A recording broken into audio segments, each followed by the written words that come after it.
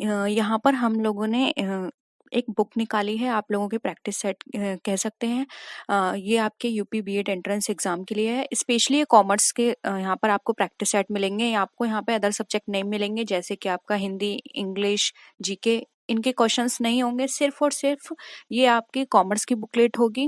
इसमें आपको practice set मिलेंगे 10 और साथ में आपको प्रीवियस ईयर्स क्वेश्चंस अलग से मिलेंगे। ठीक है, तो प्रीवियस ईयर पेपर्स मिलेंगे आपको और प्रैक्टिस सेट मिलेगा, तो आप इसकी बुकिंग करा सकते हैं। देखिए, ये जो बुकिंग है, प्री ऑर्डर जो है वो बिल्कुल फ्री है। प्री ऑर्डर हम इसलिए करवा रहे हैं जिससे कि एक हमें भी आइडिया लग जाए कि हाँ, कितने स्टूडेंट्स बुक लेना चाहते हैं, उसी हिसाब से हम अपनी बुक को प्रिंट करवाने के लिए देंगे। ठीक है, तो उसी हिसाब से हमें एक आइडिया लग जाएगा कि कितने स्टूडेंट्स बुक लेना चाहते हैं। आपकी ये बुक है, ये पूरी फाइनल हो जाएगी। मैं कोशिश करूंगी जल्द से जल्द 10 या 15 तक ये आपकी पूरी बुक फाइनल हो जाए। ठीक है, और उसके बाद बहुत सारे लोगों के ऑर्डर आ चुके हैं, और इसके रिगार्डिंग आपको कोई क्वेरी भी हो तो आप नीचे कमेंट सेक्शन में लिख सकते हैं।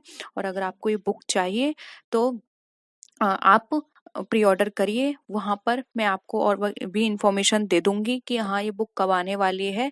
और फाइनल जब पूरी बुक हो जाएगी उसके बाद मैं आपको एक रिव्यू भी करा दूंगी। उसके बाद ऐसा नहीं है कि अगर आपने प्री ऑर्डर करा दिया तो आपको बुक लेनी ही है। प्री ऑर्डर से हमें आइडिया मिल जाएगा, सिर्फ इसी पर्पज से हम करा रहे हैं। हम आपको एक रिव्यू करा देंगे, उसके बाद अगर आपको बुक ठीक लगती है, आप लेना चाहते हैं तो आप ले सकते हैं। ठीक है, तो इसलिए अगर आप थोड़ा सा भी डाउट है बुक के रिगार्डिंग तो आप कमेंट सेक्शन में लिख सकते हैं। यही थी इन्फॉर्मेशन। चलिए अब क्लास स्टार्ट करते हैं। ठीक है, and the movement of price of share is downward it is called, यानी कि जब भी मूवमेंट होता है प्राइस का और वो प्राइस डाउनवर्ड में जाते हैं, यानी कि हम वो उनके जो प्राइस हैं वो गिर रहे हैं, तो उसको हम क्या बोलते हैं? Bullish trend, bearish trend, speculative trend, या फिर नन ऑफ दिस? बताइए। मूवमेंट तो हो रहा है लेकिन वहां पे वो कम हो रहे हैं, बताइए क्या होगा इसका? देखिए, जब हमारे प्राइस डाउनवर्ड में जाते हैं तो उसको बोलते हैं हम, यहाँ पर जो हमारा आंसर आएगा वो होगा ऑप्शन नंबर बी, बियरिश। ठीक है, बेरिश यानी मंदी की प्रवृत्ति, यानी कि कमी आ रही है मार्केट में, ट्रेंड में, और वो जो प्राइस है वो कम हो रहे हैं, यानी मंदी आ रही है। नेक्स्ट क्वेश्चन है, इन बुल मार्केट बदला चार्जेस विल बी। अब बुल मार्केट जो होता है उसमें बदला चार्जेस जो होते हैं वो क्या होते हैं, किस तरह के? हाई होते हैं, मॉडरेट होते हैं, या फिर लो होते हैं? बताइए। देखिए, इसका जो आंसर है वो है ऑप्शन ए। जो बदला चार्जेस होते हैं वो हमेशा हाई रहते हैं बुल मार्केट के अंदर, इसलिए ऑप्शन ए हमारा करेक्ट होगा। नेक्स्ट है, recognized stock exchange means a stock exchange which is for the time being recognized by। अब जो recognized stock exchange है हमारा, वो हमारा स्टॉक एक्सचेंज किस समय के लिए पहचाना जाता है, या फिर वो किसके थ्रू यहाँ पे रिकॉग्नाइज किया जाता है? स्टेट गवर्नमेंट के द्वारा, पार्लियामेंट के द्वारा, सेंट्रल गवर्नमेंट के द्वारा, या फिर स्टेट लेजिस्लेटिव के द्वारा? बताइए, उसका कंट्रोल किस पर होता है? देखिए, कंट्रोलिंग और रेगुलेटिंग जो अथॉरिटी होती है वो होती है यहाँ पे central government. Central government recognise stock exchange को रिकॉग्नाइज करने का या फिर उसको पहचानने का काम करती है, इसलिए यहाँ पे ऑप्शन सी हमारा राइट आंसर हो जाएगा। नेक्स्ट क्वेश्चन है, listing of securities with stock exchange is important because. अब स्टॉक एक्सचेंज में जो भी सिक्योरिटीज हैं उसको लिस्ट करना इम्पोर्टेंट होता है, क्यों? It provides the liquidity to the securities in the market, यानी कि वो लिक्विडिटी प्रोवाइड करती है मार्केट में। It makes the security saleable in the market, जो भी सिक्योरिटी है उसको वो बेचने योग्य बन जाती हैं, बोथ ए एंड बी या फिर नन ऑफ द अबव? बताइए, क्यों लिस्ट की जाती है?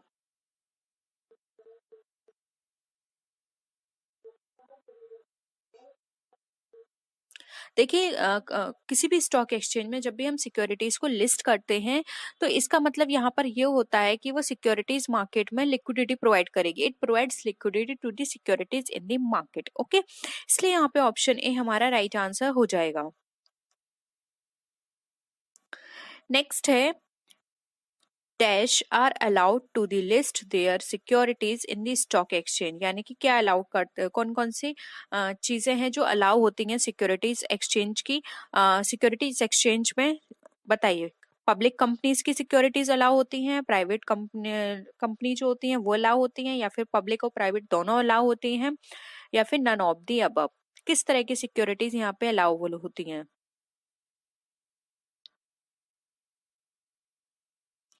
देखिए यहाँ पर हम बात कर रहे थे कि यहाँ पर जो पूरा एक तरह से हम बात करें कि किस तरह का कंट्रोल होता है, तो वो किसके लिए होता है, सेंट्रल गवर्नमेंट का था, अभी हमने पढ़ा था। तो यहाँ पर जो सिक्योरिटी लिस्टेड होती हैं वो होती है हमारी पब्लिक कंपनी की। ऑप्शन ए यहाँ पे हमारा राइट आंसर हो जाएगा। पब्लिक कंपनी अलाउ होती है यहाँ पर अपनी सिक्योरिटीज लिस्ट कराने के लिए। नेक्स्ट क्वेश्चन है, a company with a paid up capital of over should list its securities on at least one more stock exchange in addition to the stock exchange of the region। यानी कि अधिक भुगतान वाली पूंजी वो कितनी amount होगा किसी भी कंपनी के लिए जो कि यहाँ पर स्टॉक एक्सचेंज के लिए अलाउ होगी, एक से एक, कम से कम एक तो उसको किसी ना किसी स्टॉक एक्सचेंज में लिस्ट होना होगा।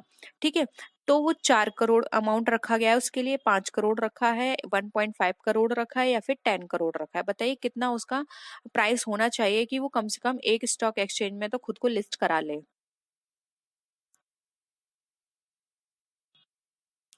देखिए आंसर होगा 5 करोड़। किसी भी कंपनी की 5 करोड़ जो प्राइस है या फिर उसकी कैपिटल है वो होनी चाहिए, तभी वो एक से कम, मतलब कम से कम उसको एक में तो लिस्ट कराना होगा। और कोई भी कंपनी एक से ज्यादा स्टॉक एक्सचेंज में भी खुद को लिस्ट करा सकती है, लेकिन एक में तो उसको कराना ही पड़ेगा। ठीक है, तो ऑप्शन यहाँ पे बी हमारा राइट आंसर हो जाएगा, 5 करोड़।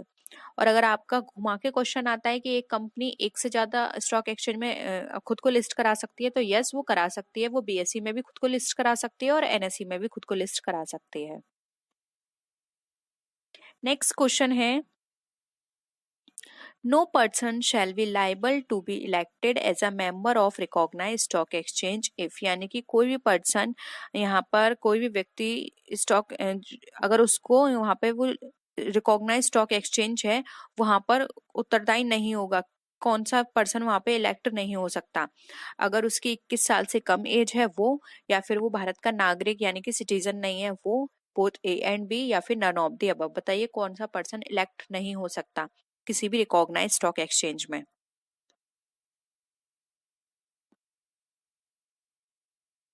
देखिए यहाँ पे दोनों ही कंडीशन ऐसी हैं कि वो 21 साल से कम है तब भी वो लिस्ट नहीं हो सकता, और ना ही अगर वो यहाँ पे सिटीजन है इंडिया का तब भी वो लिस्ट नहीं हो सकता। उसको ये दोनों कंडीशन करनी पड़ेंगी। उसको सिटीजन होना चाहिए इंडिया का तभी इलेक्ट हो सकता है, और वो 21 साल से ऊपर का होना चाहिए। इसलिए बोथ ए एंड बी हमारा राइट आंसर हो जाएगा। नेक्स्ट क्वेश्चन है, स्पेकुलेशन इन स्टॉक एक्सचेंज मीन्स। अब स्टॉक एक्सचेंज में स्पेकुलेशन का क्या मतलब होता है?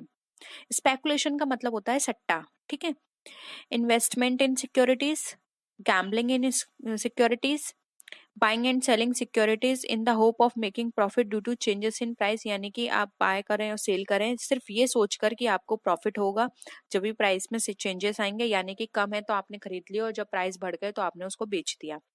फिर नन ऑफ दी अबव। बताइए सट्टा स्टॉक एक्सचेंज में किस चीज को कहा जाएगा?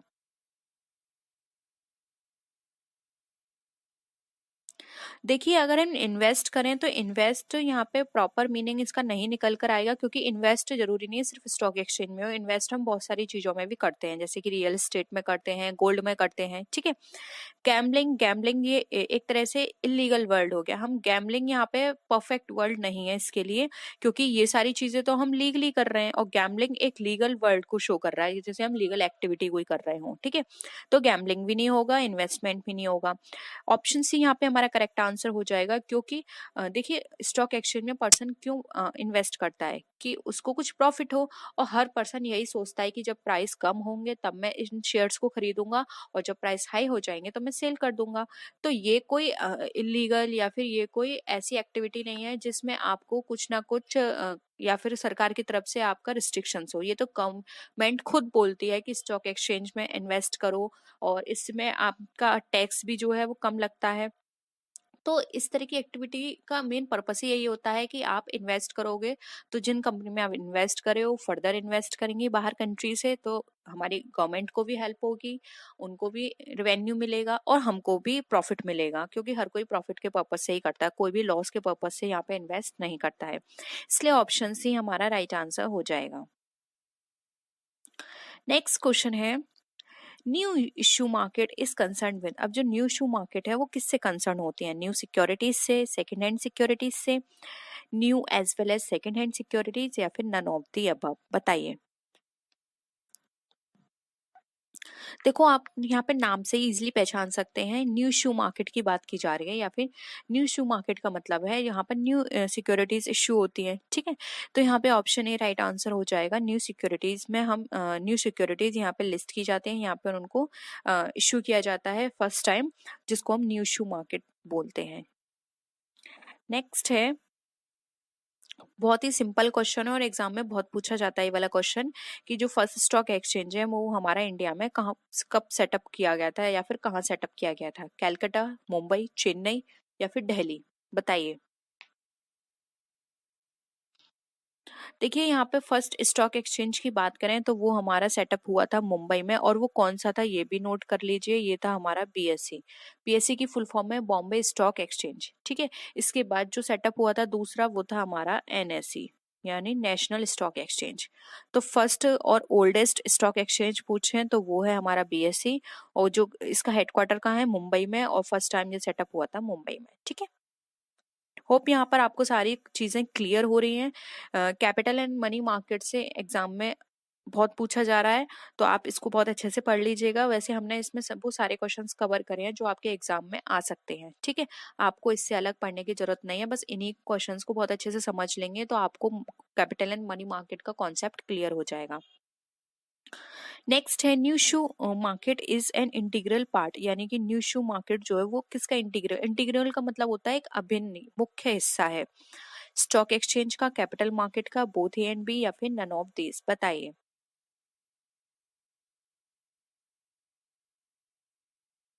देखिए राइट आंसर होगा यहाँ पे option B, new issue market जो है वो कैपिटल मार्केट का मेन पार्ट होता है, इसलिए ऑप्शन बी यहाँ पे हमारा राइट आंसर हो जाएगा। नेक्स्ट है, which of the following is not a speculators in the stock exchange, यानी कि इसमें से कौन सा स्पेकुलेटर नहीं है स्टॉक एक्सचेंज में? ब्रोकर, बुल, बियर, या फिर स्टैग? ये नाम है। ब्रोकर जो आपको परचेजिंग और सेलिंग में हेल्प करता है, बुल, बियर, स्टैग, ये स्टॉक एक्सचेंज में नाम रखे गए हैं, उनके टर्म्स हैं। बताइए इसमें से कौन सा जो है वो स्पेकुलेटर नहीं कहा जाएगा? देखिए ऑप्शन जो ए है वो यहाँ पे स्पेकुलेटर नहीं होगा, क्योंकि ये तो एक तरह से कमीशन के बेसिस पे काम करता है। ये अगर आपके सेल करवाते हैं तो कमीशन लेते हैं, और अगर आपके परचेस करवाते हैं आपको तो कमीशन लेते हैं। ठीक है, ये दोनों पार्टी से, यानी कि ये दोनों पार्टी को मिलाने का काम करते हैं। एक पर्सन जो किसी पर्टिकुलर या फिर कोई स्पेसिफिक अमाउंट पर अपने शेयर को सेल करना चाहता है, और सेम वही एक पर्सन उतने शेयर्स एक स्पेसिफिक अमाउंट में खरीदना चाहता है, और जब दोनों की यहाँ पे टर्म्स एंड कंडीशंस मिल जाती हैं तो ये ब्रोकर जो होते हैं वो दोनों पार्टी को मिला देते हैं, और दोनों पार्टी से अपना अपना कमीशन ले लेते हैं। यानी जिससे सेल करवाएं उससे सेलिंग कमीशन ले लेते हैं, और जिससे परचेस करवाएं उससे परचेस कमीशन ले लेते हैं। तो ब्रोकर का काम ये होता है, ये कोई स्पेकुलेटर की तरह वर्क नहीं करते हैं, इसलिए यहाँ पे ऑप्शन ए हमारा राइट आंसर हो जाएगा। और यहाँ पे ब्रोकर जो चार्जेस या कमीशन लेते हैं उसको ब्रोकरेज भी बोला जाता है। ठीक है, तो ये टर्म्स आप याद रखिए। ये टर्म्स आपको इसी टर्म्स के अकॉर्डिंग वहां पे लिखना होगा, क्योंकि एग्जाम में ये भी पूछा जा सकता है कि जो ब्रोकर है वो कोई कमीशन लेता है तो उसको किस नाम से जानते हैं? कमीशन, सैलरी, फीस, या फिर ब्रोकरेज? तो आपको लिखना होगा ब्रोकरेज। कमीशन भी हो सकता है, क्योंकि कई जगह आपको कमीशन भी मिलेगा। अगर ब्रोकरेज नहीं है तो आप वहां पे कमीशन टिक कीजिएगा। ठीक है, नेक्स्ट है, which of the following speculators expects the price of securities to rise in the near future? अब इसमें से कौन सा जो हमारा स्पेकुलेटर है वो हमारा उम्मीद करता है कि फ्यूचर में जो प्राइस है वो वहां पर राइज होंगे, यानी कि बढ़ेंगे? उसको हम बियर बुल बोलते हैं, बियर बोलते हैं, स्टैग बोलते हैं, या फिर नन ऑफ द अबव? बताइए।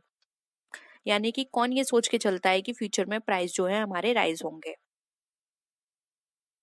देखिए जो बुल होता है वो हमेशा ये सोच के चलता है कि फ्यूचर में हमारे जो प्राइस है वो राइज होंगे। अभी बी और स्टैग भी हम आगे पढ़ेंगे।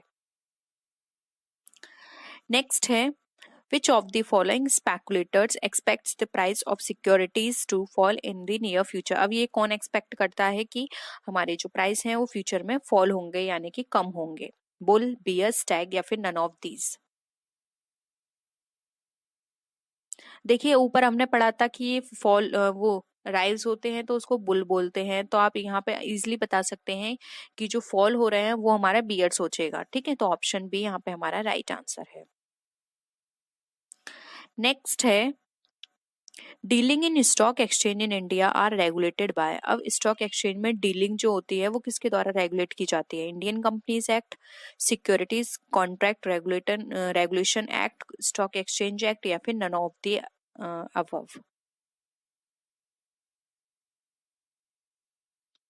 देखिए जो भी डीलिंग होती है हमारे स्टॉक एक्सचेंज के अंदर वो हमारी रेगुलेट की जाती है सिक्योरिटीज कॉन्ट्रैक्ट रेगुलेशन एक्ट के द्वारा।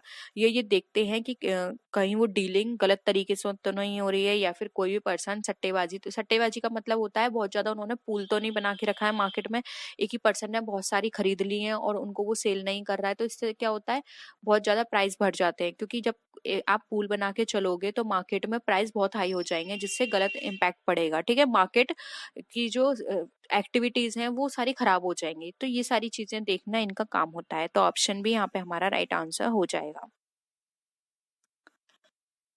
नेक्स्ट है, कॉन्टेंगो चार्ज इज पेड बाय। अब कॉन्टेंगो चार्ज जो है वो किसके द्वारा पेड किए जाते हैं? बुल स्पेकुलेटर के द्वारा बियर स्पेकुलेटर को, बियर स्पेकुलेटर के द्वारा बुल स्पेकुलेटर को, lame duck to bull speculator या फिर नन ऑफ दी अबव? बताइए कॉन्टेंगो चार्ज क्या है?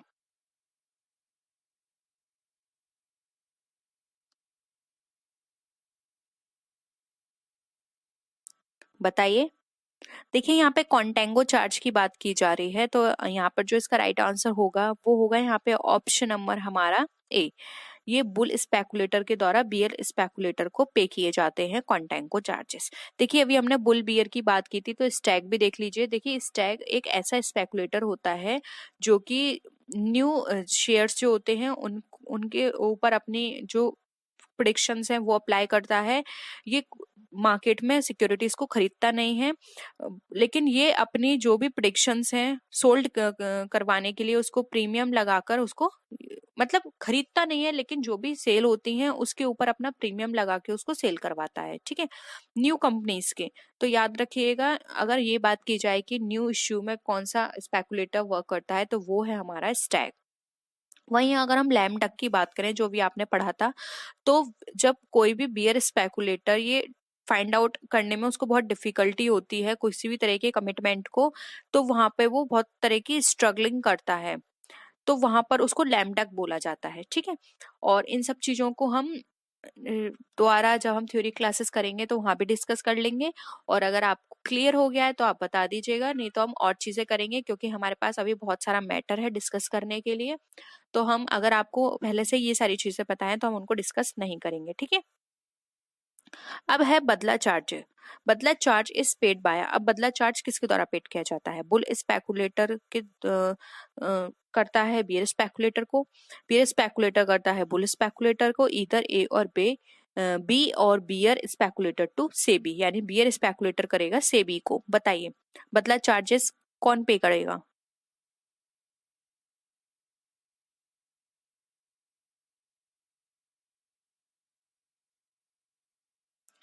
देखिए यहाँ पर हम बात करें बदला चार्जेस की, तो यहाँ पर जो इसका राइट आंसर होगा वो होगा यहाँ पे ऑप्शन नंबर हमारा सी, इधर ए और बी, यानी कि बदला चार्ज जो है वो बुल स्पेकुलेटर बियर को भी कर सकता है और बियर स्पेकुलेटर बुल को भी पे कर सकता है। ऑप्शन सी यहाँ पे हमारा राइट है। नेक्स्ट है, listing of securities in a stock exchange for the purpose of trading indicates that. अब जो भी लिस्टिंग हो रही है सिक्योरिटीज हमारी स्टॉक एक्सचेंज में, वो किस पर्पस से ट्रेडिंग होगी उनकी, ये क्या इंडिकेट करता है? At the time of listing companies financially sound, यानी कि जब भी वो लिस्ट हो रही है तो ये वो शो करेंगे कि कंपनी बहुत स्ट्रांग है, या फिर जब कंपनी लिस्ट करेगी तब वो ये बताएगी कि वो कंपनी लीगली रिकॉग्नाइज्ड है, यानी कि लीगली वो सारे वर्क कर रही है इसलिए वो लिस्ट हो रही है। थर्ड है हमारा, the stock exchange guarantees about the financially soundness of A company, यानी कि स्टॉक एक्सचेंज एक तरह से ये गारंटी दे देगा कि हाँ ये फाइनेंशियली साउंड है। बताइए अगर कोई भी कंपनी लिस्ट होती है तो वो क्या इंडिकेट करती है?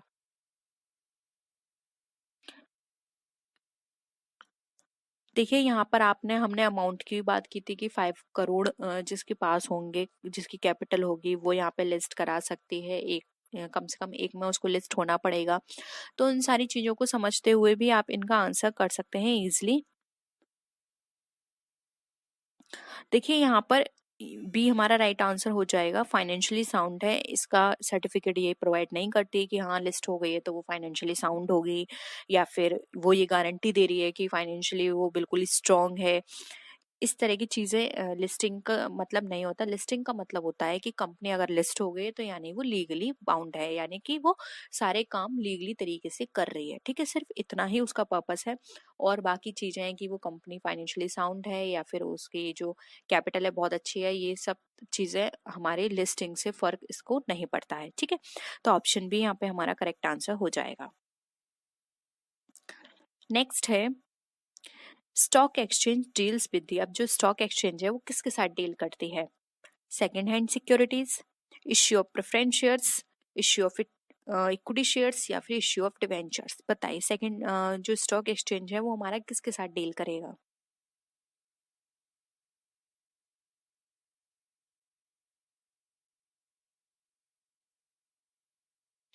देखिए स्टॉक एक्सचेंज जो होते हैं वो हमारे डील करते हैं सेकेंड हैंड सिक्योरिटीज से, इसलिए ऑप्शन ए राइट है।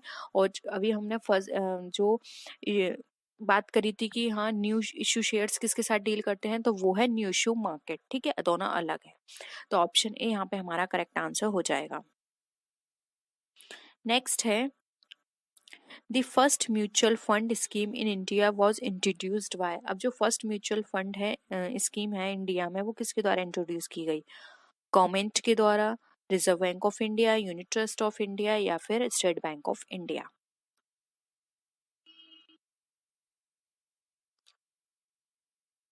देखिए आंसर होगा यहाँ पे ऑप्शन सी। जो फर्स्ट टाइम म्यूचुअल फंड में स्कीम जो है वो इंट्रोड्यूस की गई थी, वो की गई थी हमारे यूनिट ट्रस्ट ऑफ इंडिया के द्वारा। तो ऑप्शन सी हमारा यहाँ पे करेक्ट है। नेक्स्ट है the securities contracts regulation act came into force with effect from. अब जो सिक्योरिटी एक्सचेंज कॉन्ट्रैक्ट जो है हमारा, वो हमारा कब लागू हुआ था? 1949, 1954, 1956, या फिर 1957?